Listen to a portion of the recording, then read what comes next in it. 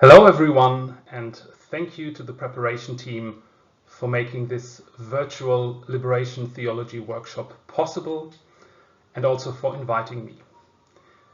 My name is Sebastian Salaske and I'm coming to you from Münster, Germany. I work at the Institute of Catholic Theology in our neighboring city of Osnabrück, and I will talk to you about liberating limits. It is September 2020. Around the globe, governments' responses to the COVID-19 pandemic have brought about heavy restrictions on personal freedom and civil liberties. Rigid border enforcement before and during the pandemic is limiting people's freedom of movement and particularly their right to seek asylum and live in safety. With this in mind, it may seem odd or even cynical to suggest that limits could be liberating. The title of this presentation should make more sense, though, against a different, yet not at all unrelated backdrop. The fantasies of limitless economic growth and the unbounded intensity with which present societies, especially those so-called industrialized and increasingly those so-called emerging societies, keep exploiting and destroying Earth's systems, including the global climate. These fantasies are putting the lives of today's most vulnerable members of humankind and future generations in peril. Against this background, protest movements like Fridays for Future call for radical change, and some scholars dare to spell out what such a change would need to entail. Limitations, restrictions and reductions instead of unlimited growth.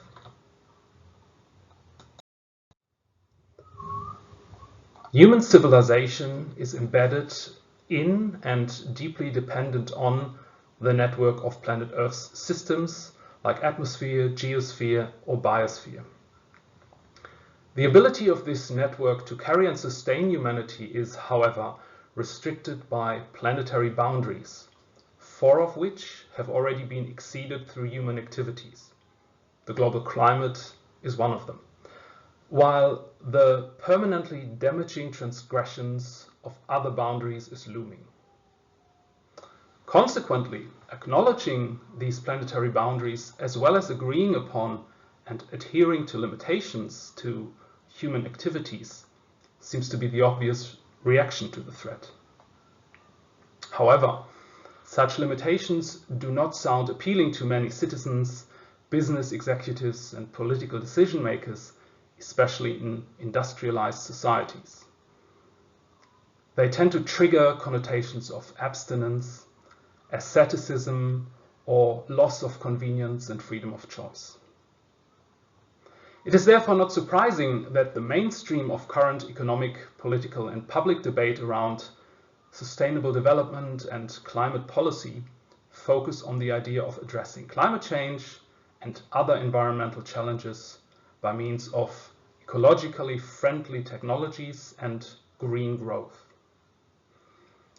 Green growth is supposed to be a form of economic growth that is successfully decoupled from any harmful impacts on the environment through efficiency gains. This idea promises to bring human activities back to and keep them within the safe operating space of the planetary boundaries without arduous changes to societies, economic systems and lifestyles. It is becoming increasingly apparent, though, that such an approach is unrealistic because efficiency gains tend to fall victim to an overcompensation through so-called rebound effects. I therefore consider it important to bring back a discussion about limits to our affluent lifestyles. As a Catholic theologian, I also believe that Christians at large and theologians in particular should actively engage in that discussion.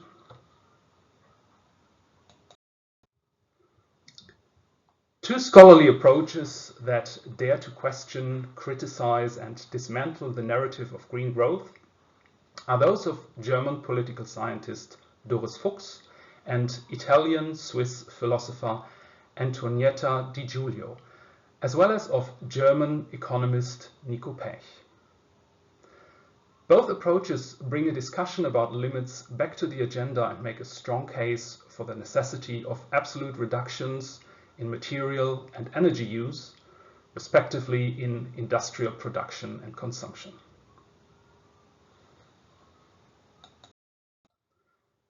In this presentation, I will outline these two approaches and pair them with themes from the works of liberation theologians Ignacio Ellacuría and Jon Sobrino, as well as Pope Francis. Thereby, I'm attempting to make 2 points. That social sciences as well as theological reasoning can explain how economic reductions and limitations do not necessarily reduce quality of life, but rather have the potential to generate liberating effects. And secondly, that the idea of reductions and adhering to limits resonates better with Catholic theology and social ethics than a pro-growth economic agenda, and that Christian churches and theologians should become allies to scholarly approaches and civil society movements that try to promote and practice a more frugal life within limits.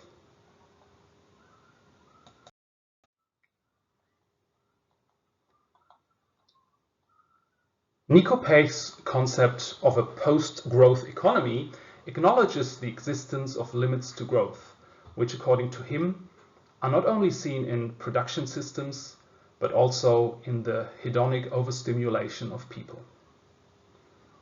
According to him, sustainable development can only be understood as a program for economic reduction.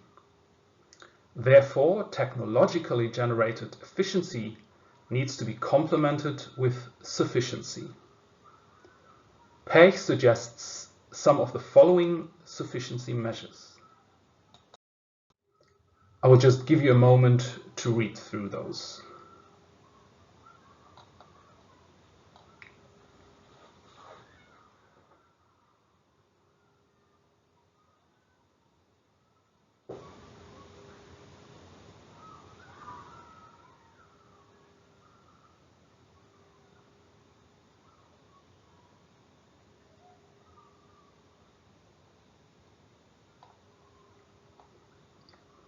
The last mentioned set of measures is particularly important.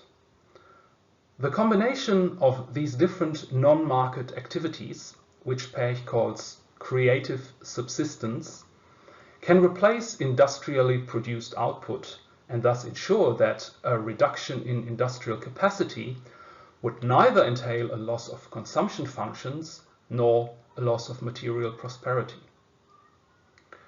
Moreover, he considers the necessary reductions and adherence to natural limits to be a liberation from excess.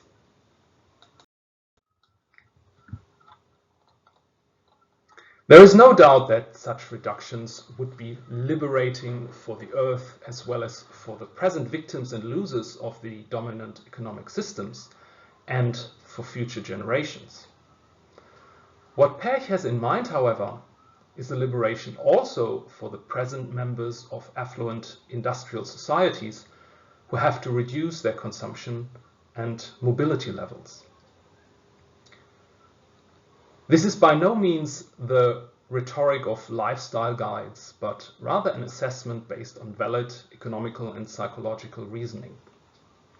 For example, relying on creative subsistence can liberate from the time-demanding excess of consumption options, as well as from the economic dependency on depletable resources like crude oil or rare earths, on volatile market developments, and on a growing financial indebtedness. When freed from these dependencies, lifestyles become more autonomous, robust, and resilient. This may well be accompanied by a liberation from fear of loss and an increasingly insecure future. Moreover, creative subsistence facilitates experiences of self-efficacy and helps to reintegrate the social into the economic. I quote, "If simple manual work regains its status, then this will open up the possibility of integrating those who are ostracized due to a lack of money, education, or communicative abilities." Despite these and other liberating effects, a respective public or political will or democratic majorities in favor of a post-growth economy seem out of sight, let alone any sort of national or even global action plan. However, in the light of a continued and unrestrained exceedance of planetary boundaries and depletion of extractive resources, Niko Paech is convinced that reduction and sufficiency will eventually become a reality, as he says, by design or by disaster. He does not suggest, though, to resignedly or even cynically wait for such a disaster to come. A post-growth economy can start in niches and be practiced as a form of self-empowerment by those who are ready to act out a lifestyle of creative subsistence and sufficiency. I quote,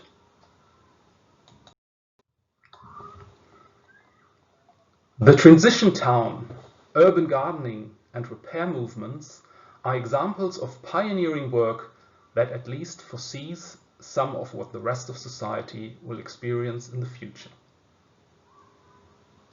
Politicians and citizens who are not quite ready yet, but want to support and promote a transition towards de- and post-growth, can at least support those movements and activists through donations, advocacy, policy making, etc. Waiting inactively for a disaster to come would ignore the already existing potential of an exemplary anticipation of sustainable lifestyles.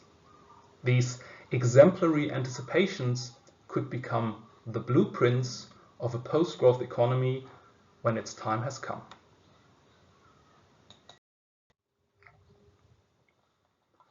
Doris Fuchs and Antonietta di Giulio start from similar observations with regards to the limits to growth as Niko Paech.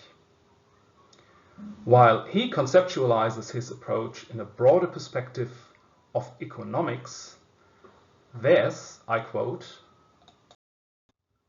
"moves the role that consumption plays in enabling individuals to live a good life and in overstepping ecological and social limits to the center of attention."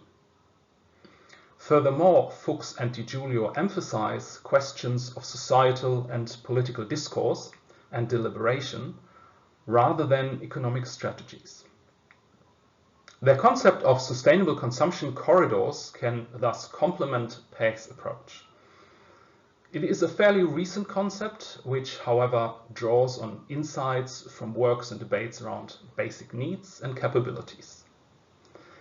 It integrates ideas of good life, justice, and planetary boundaries, and proposes a joint societal discourse that should lead to an agreement on sustainable consumption corridors. These corridors would be defined by both a minimum and a maximum threshold. A minimum level of natural and social resources that every individual is entitled to as a basis for a good life, and a maximum level to every individual's use of resources, beyond which the integrity of the Earth's systems is put at risk, and access to sufficient resources for others, both in the present and in the future, is jeopardized.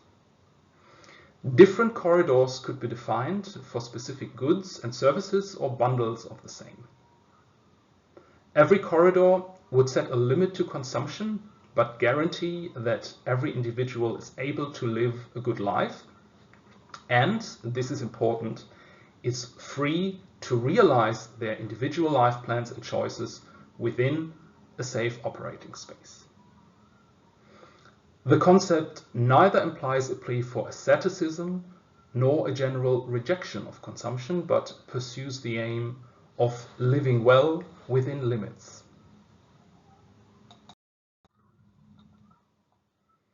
The process of defining minimum and maximum consumption standards in a joint societal discourse has to be as representative and inclusive as possible.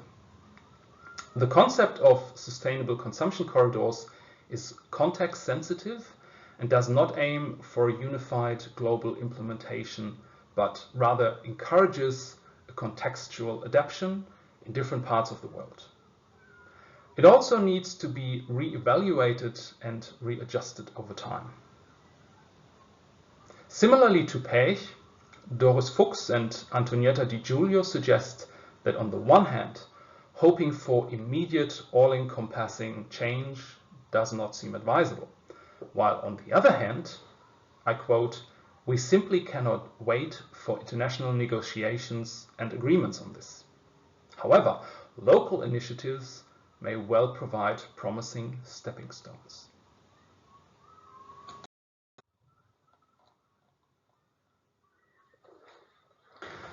Jon Sobrino, Jesuit and Salvadorian liberation theologian with Basque origins, has brought up the theme of a civilization of shared austerity in several of his writings.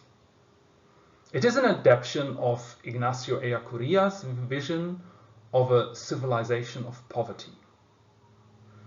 With this notion, Sobrino's fellow Jesuit did not envisage a universal impoverishment.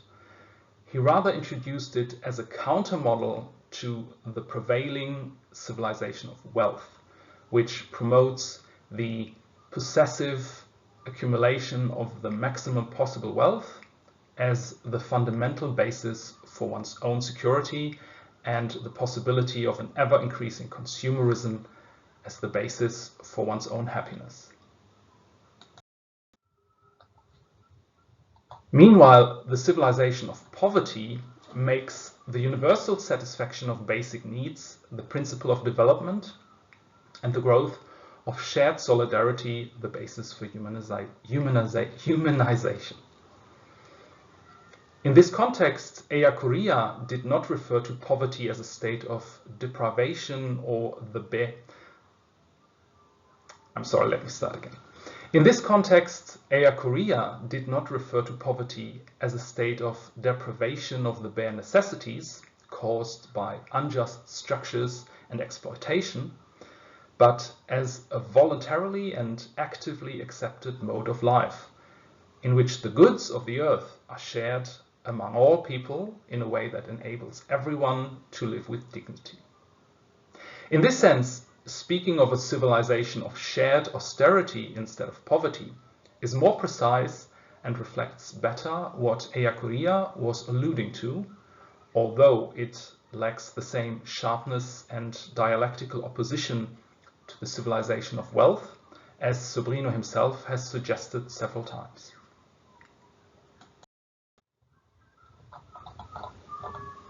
Clear parallels can be seen between Niko Paech's vision of a post-growth society and a theologically envisioned civilization of shared austerity, especially when the latter is described as, I quote, "a universal state of affairs which guarantees the satisfaction of basic needs, the freedom of personal choices, and an environment for personal and community creativity that permits the emergence of new forms of life and culture, new relationships with nature, with others, with oneself, and with God."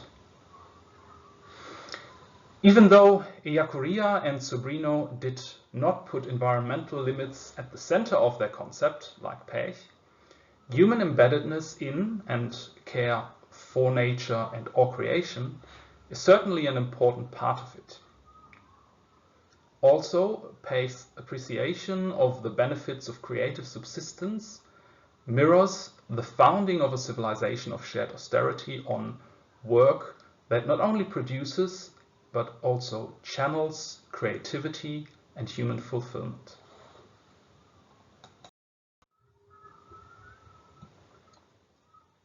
The civilization of wealth, on the other hand, does not build spirit or values that can humanize people and societies.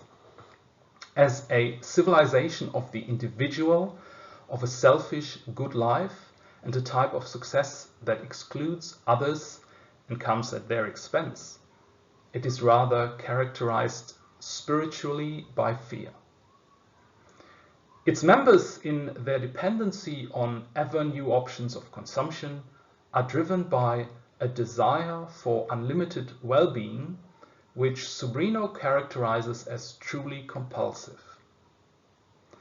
The civilization of wealth is thus not only dehumanizing for those who pay the costs it generates, but also for those who enjoy it. However, a unique feature of Ellacuría's and Sobrino's liberation theological reasoning is the idea that healing and liberation do not primarily stem from self-empowerment in niches within the civilization of wealth. Far from it, they insist that, I quote, "the new civilization be informed by spirit, a spirit generated mainly by the poor." This counterintuitive postulate can be a critical corrective in debates around post-growth and sustainable consumption. Even though the industrialized countries and their citizens clearly are the main contributors to the present ecological crises, especially to climate change, and therefore bear the major responsibility for changing their economies and lifestyles, they may not be able to do it on their own.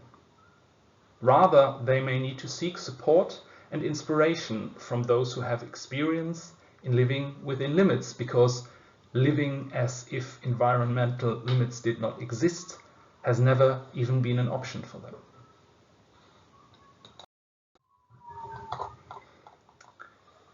I guess it is of little surprise that a Catholic theologian would also consult Pope Francis's encyclical Laudato Si of 2015 on the matter at hand.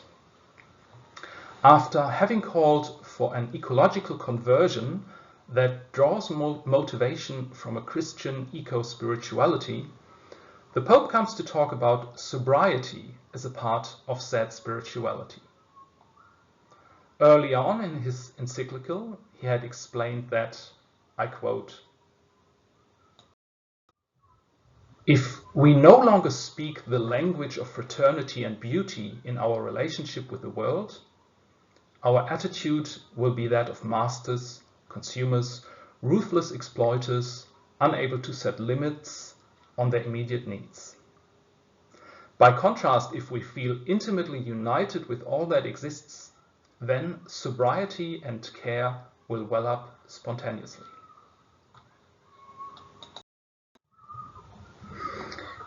The Pope goes on to characterize sobriety as follows.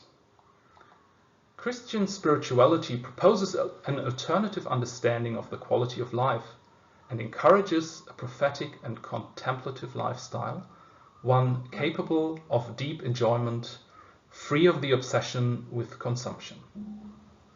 We need to take up an ancient lesson found in different religious traditions and also in the Bible.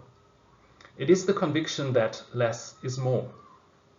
Christian spirituality proposes a growth marked by moderation and the capacity to be happy with little.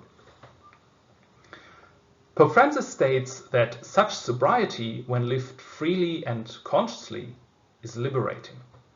It liberates from, I quote, "unsatisfied needs, obsessiveness, and weariness, and opens up spaces for finding satisfaction in fraternal encounters, in service, in developing one's gifts, in music and art, in contact with nature, in prayer." Therefore, living on little does not constitute a lesser life or one lived with less intensity. On the contrary, it is a way of living life to the full.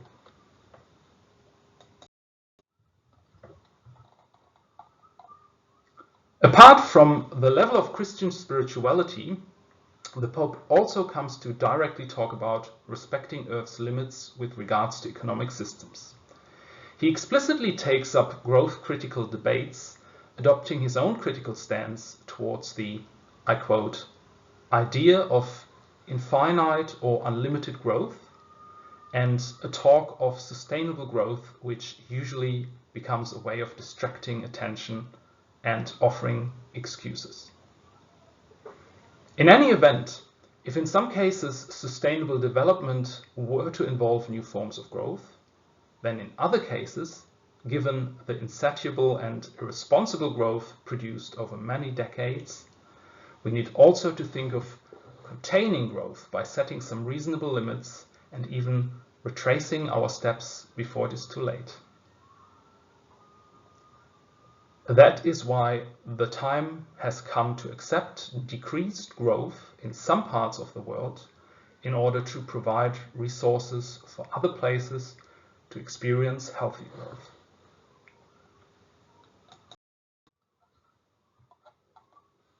Living well within limits and parting with economic growth imperatives corresponds to the gospel message, which, as Ignacio Ellacuría puts it, is characterized by strong reservations towards wealth and affluence, even though it does not promote asceticism. Post-growth economy and sustainable consumption corridors represent two promising approaches from different social science disciplines that bring a discussion about limits back to the agenda. Pairing them with Ignacio Ellacuría's,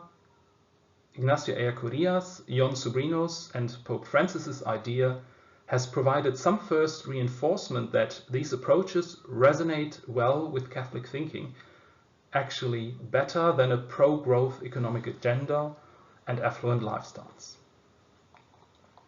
More dialogue and collaboration on this would be helpful. Therefore, I want to encourage theologians to actively engage in the debates around post-growth and lifestyles of sufficiency and become allies to those scholars who try to conceptualize and promote them. Societal change towards a life within limits and free from growth imperatives will continue to be difficult at a large scale. Paech, Fuchs, and Giulio agree on this and recommend taking quasi-subversive exemplary action in niches. Christian theologians, churches, and faithful in general would do well in becoming allies to social movements who try to flesh out such exemplary action. Some examples of such collaborations exist already. The German church initiative Anders Wachsen, Growing Differently, tries to promote ideas of alternatives to economic growth paradigm within church and societal contexts. It is mainly supported by the Protestant churches in Germany, but also by several Catholic dioceses and organizations. The initiative has developed a concept for sustainable model parishes and congregations, so-called Anders Wachsen parishes, which has been trialing in congregations of the Evangelical Lutheran Church of Saxony. More parishes and congregations are invited to adopt the concept. In 2018, an expert group of the German Catholic Bishops' Conference has published an analysis of post-growth approaches and strategies from an angle of Christian social ethics. While the authors do not reject the idea of economic growth in principle, they praise the post-growth movement for bringing the serious flaws of current growth-based economic systems to attention, and they highlight that from the perspective of Catholic social teaching, economic growth may never be an end in itself and thus is not to be absolutized. This presentation has also shown that both social sciences and theologies are able to make a case that economic reductions and adhering to limitations do not necessarily reduce quality of life, but rather have the potential to generate liberating effects. This is even more reason and incentive for Christians, and particularly Christian theologians, to engage in and become supporters of the idea of living well with limits. Thank you for your attention. I'm looking forward to the discussions in about 4 weeks and to getting to know you all.